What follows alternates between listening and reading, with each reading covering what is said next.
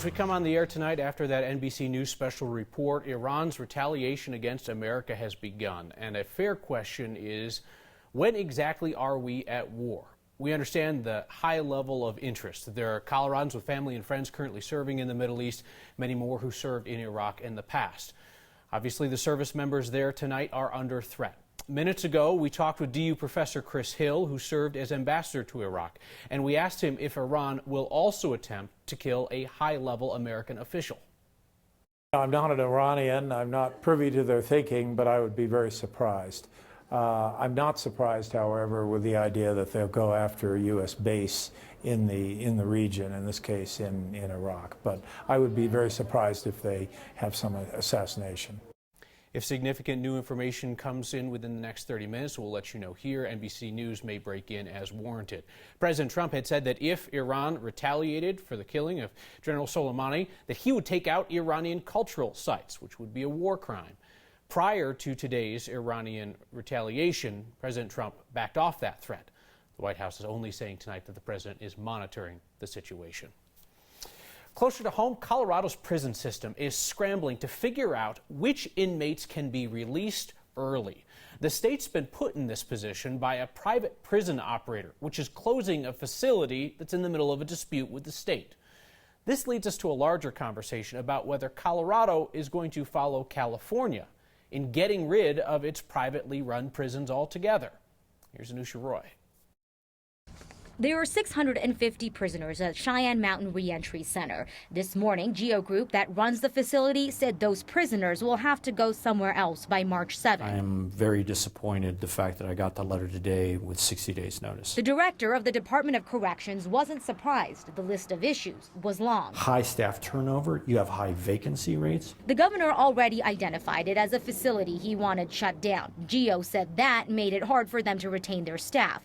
But today's announcement with the 2-month-long timeline threw a wrench in the state's plan to transition prisoners. So now the DOC is coming up with a more frantic plan B. So we're going to utilize every bed, every state facility that's out there. But beyond that, we may have 200 or 300 individuals who are going to be double bunked, who are going to have to sleep on floors until we have a longer term option.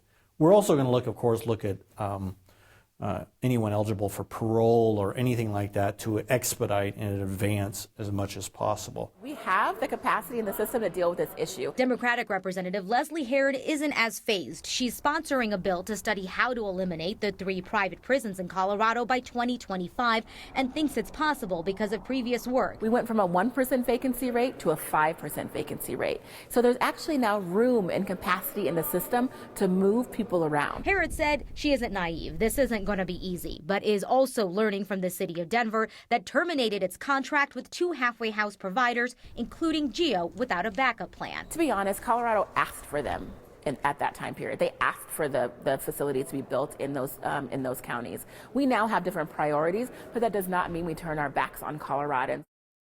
So that could include the state buying back facilities, repurposing the buildings so that there's still jobs opportunities, especially in those counties where people are relying on them. But how much all of that costs, well, all of that would be determined by the study if this bill actually passes. I can imagine that in an election year, ANUSHA, this might lead to scary-sounding television ads about dangerous criminals being turned loose by politicians. What's the process that they're going to use? Yeah, so what the DOC was saying is that they wanted to be very clear that when they're looking at that list of people eligible for parole, they're not going to be releasing anybody that's dangerous to the community. It would be people that might already be up for parole if it can be expedited. They're just trying to do this as safely as possible in the timeline that they're now working on. Not changing the standard so much as just shifting a timeline. All right. Thank you, ANUSHA. QAnon conspiracy theorists are rallying to the defense of a woman from Parker who's accused of plotting a child kidnapping with fellow QAnon believers. If you're not familiar with the conspiracy theory, it goes like this. They think that President Trump is engaged in a secret war against satanic pedophiles in the Democratic Party and Hollywood. Conspiracy theorists today are reacting calmly and logically to the news that one of their own has been accused of plotting a kidnapping in Douglas County. This is ridiculous. What this is, folks, this is Douglas County getting caught being a child sex trafficking ring and trying to go after the person that's outing them. That's the only explanation because that's the only one that's true. Cynthia Abzug was arrested in Montana last week. Parker police say that she was plotting what they call a raid with fellow QAnon conspiracy believers, trying to kidnap her son, who'd been taken by Child Protective Services. Police say that Abzug's son was taken from her home because she was suspected of Munchausen by proxy, pretending that her son was sick in order to get attention or money. Abzug has not responded to our request for comment. She's due in court in Montana, where she was arrested this month before that case would move back to Colorado. So people in our state were asked to gamble on gambling, to approve sports betting, and in return get tax money from it for the state's water fund. So voters took that bet in November, and it looks like they might have lost. Here's politics guy Marshall Zelinger. Obviously, this demonstrates quite a discrepancy. I'm going to choose to look at the bright side of things because that's what I do. When you lose at sports gambling, you need to find the bright side. Colorado hasn't lost yet, but odds are growing that sports gambling might fall short of what you were promised when you voted in November. As we listened to the campaign for DD and the amount of money that was going to be channeled to the water plan because of this new initiative, your estimate is that the first full year is only going to be $1.5 million total in revenue. Is that correct, Ms. Dugan? Madam Chair, thank you. Yes, that is correct. That's our estimate. The partial year aside, we're expecting a full year revenue in the ballpark of about $1.5 million. Proposition DD legalized sports gambling to fund Colorado's water plan. Your Blue Book promised $16 million on average for the first 5 years. But months before the Blue Book was made, the Department of Revenue in April estimated the first full year at $1.5 million. It didn't estimate a 5-year average. But the state's legislative council, and not the Department of Revenue, is responsible for the numbers in the Blue Book. The Department of Revenue based our estimate on the only study that specifically focused on Colorado industry, and I believe Ledge Council focused on some other states as comparisons that have already instituted sports betting. So we had different methodologies. Either methodology could prove to be more accurate than the other. We just don't know. So why did your Blue Book include what could be millions more than the state makes? Because it could end up being right. In a statement, the Director of Legislative Counsel, which creates the Blue Book, told me the estimate in the Blue Book of an average of $16 million per year over the first 5 years includes expectations that the revenue collections would be lower at first and ramp up over time as the market matures. Oh, could be right. Well, that's good consolation. Okay, when they put together this Blue Book, knowing that that's the only thing that some voters are going to see if they don't watch Marshall Zelinger's stories, people are trying to push that thing one way or the other, and depending on how it reads, people are going to be influenced by that. And part of the reason that it was inflated the way it was because the legislature thought they could charge $120,000 for the license, and the Department of Revenue was like, no, they already went through the background checks. It's only going to cost us $2,000. So that wipes out a lot of money. But it's again, like yesterday, it's when the bosses do something and then it comes to the regular employees that have to implement it. And maybe if they were involved in the conversation to begin with, we'd have more accuracy up front. You don't mean our bosses. Not our bosses. You mean everybody else, all the other collective bosses, except for our bosses, whom we love. All right. Thank you, Marshall. RTD is under tremendous scrutiny and facing demands for transparency these days. There are broken promises to communities that were promised public transit. There are service cuts coming soon, a staffing shortage, threats from state legislators to impose more oversight. So that's why it caught my eye that tonight, RTD's elected board will vote on a plan to post their public notices of their meetings inside their lobby. Now, one might think that say, the internet would be a better place to notify the public of public meetings by a public agency, better than a bulletin board in a lobby at your headquarters. RTD tells us that this is not a change, this just continues their current practice, and that they try to post their legally required public meeting notices on the internet, but sometimes they can't, which is pretty RTD. Colorado's drone task force lasted all of 24 hours. Today, some of the sheriffs who announced the task force yesterday came back to us and were like, so here's the deal, this really is not a task force, so let's not call it that. The one clue about the drone mystery that came out of the 24-hour task force might be a dud anyway.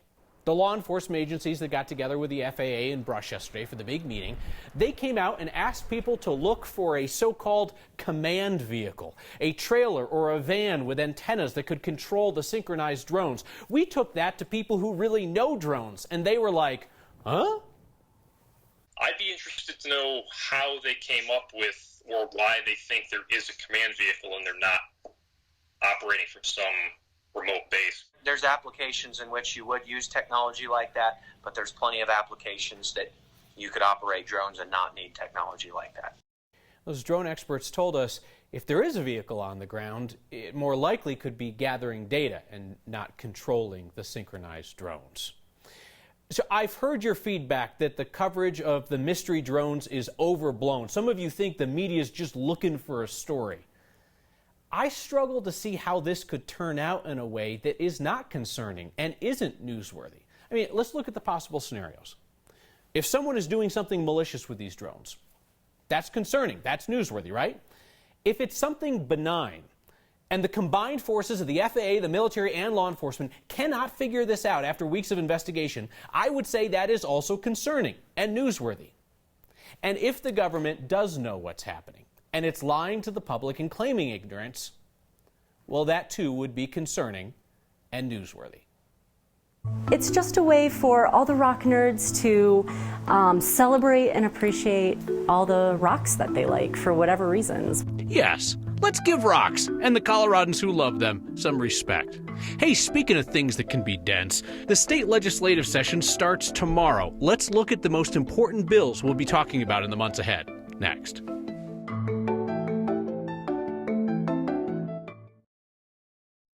All right, so Politics Guy Marshall Zelinger is coming back, doing double duty today to make us smarter about what's going to happen in the state legislature that starts tomorrow, the session. So we've talked about the not-so-secret way of running Colorado politics, which is that you pass the super controversial stuff right after you get elected, and then the year going into the next election, that's when it's all bipartisan, hold hands, kumbaya, rainbows, unicorns, puppies.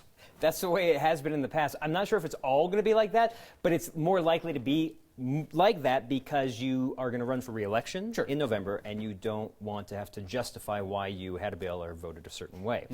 But that's not what's going to really be pushing everything this year. There's one bill that I thought would be the most major bill would be the paid family leave. It failed last year. Businesses didn't like it. Employees didn't like it. You're both going to have to pay out of your paycheck or to fund something that if you want to leave work, to go to school, to watch your kid do something, you're going to have to fund it. That's not Senate Bill number 1, which was the big thing. Senate Bill number 1 is about behavioral health training for teachers. And we heard about this this previous year during the off-session School Safety Committee. Teaching teachers to identify behavioral problems in K through 12 schools came out of that committee. And that committee determined the number 1 issue for school safety is more education for teachers to know when behavior is becoming a danger. To get this training, it's like a trainer-trainer model. So they'll go get the training and they'll go back to their school district and they'll build the capacity to make sure that all frontline folks that touch kids get the training they need to identify red flags. The number 1 issue for Republicans, at least in the Senate, might also be your number 1 issue, roads. Voters said no to a ballot issue in November, CC, that would fund some road projects. Senate Republicans want the same $300 million from the general fund that went to roads last year. They won't support going to voters for more money. They don't want to see any new taxes. They don't want to see an income tax. They don't want to see a sales tax. The closest thing that they might approve, which I still think they would not, is a gas tax. And we should reiterate, Democrats have control. They don't need a single Republican vote to pass anything unless they lose some of their own members due to public pressure or a change of mind on something. Or maternity leave, like Senator Brittany Petterson is going to be for half the session. Without her vote, some of the controversial stuff may have to wait. A lot tired. All right. Thank you, Marshall.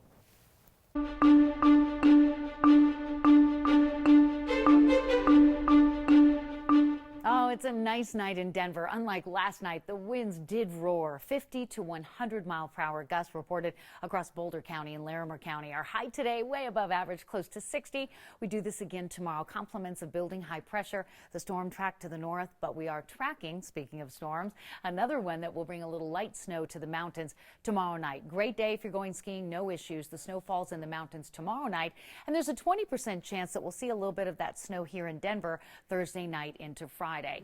But around here this evening, calm and quiet, our low at 26. Tomorrow, we have a beautiful day with highs near 60. A cooling trend heading into the weekend with a 20 to 30% chance of a few light snow showers early Friday.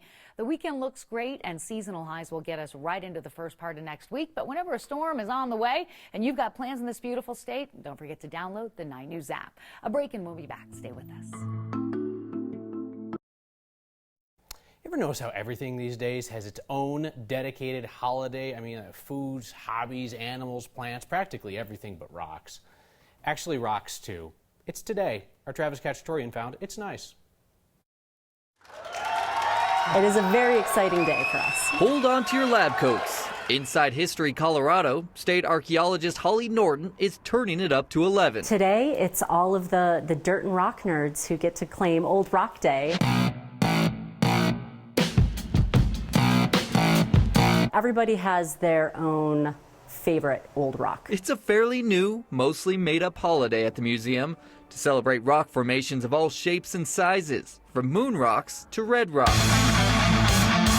It's just a way for all the rock nerds to celebrate and appreciate all the rocks that they like.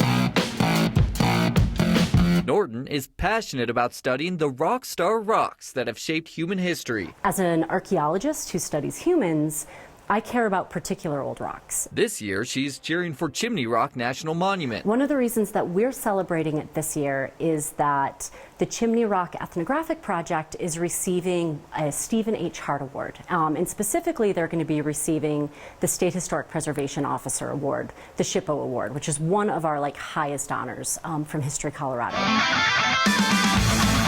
Okay, Old Rock Day may not be a holiday headliner, but for Norton, any day celebrating science is her kind of party. I think about 5-year-olds a lot when I'm hiking, and they get really excited over rocks that grown-ups step over. And they get excited for a reason, because they're neat shapes, or they're pretty colors, or they're just interesting. And I think that we can have that kind of curiosity and amazement about everything around us. For Next, I'm Travis Cacciatorian. We finish with your feedback next. You always get the last word around here, and lo and behold, you still want to talk about drones. I understand the curiosity. Mark Medower writes in and says, what about the idea of Amazon testing drone deliveries on the Eastern Plains? Mark, we reached out to Amazon. They gave us a firm denial that it is their project. You can believe that, you can disbelieve that, but that's what they're telling us. This article on 9news.com has a whole list of all the companies and government agencies that have given us that denial. James Johnson says, I think the media knows who the drones belong to and just can't say until official explanation is released. No self-respecting journalist would do that. Insert your joke here.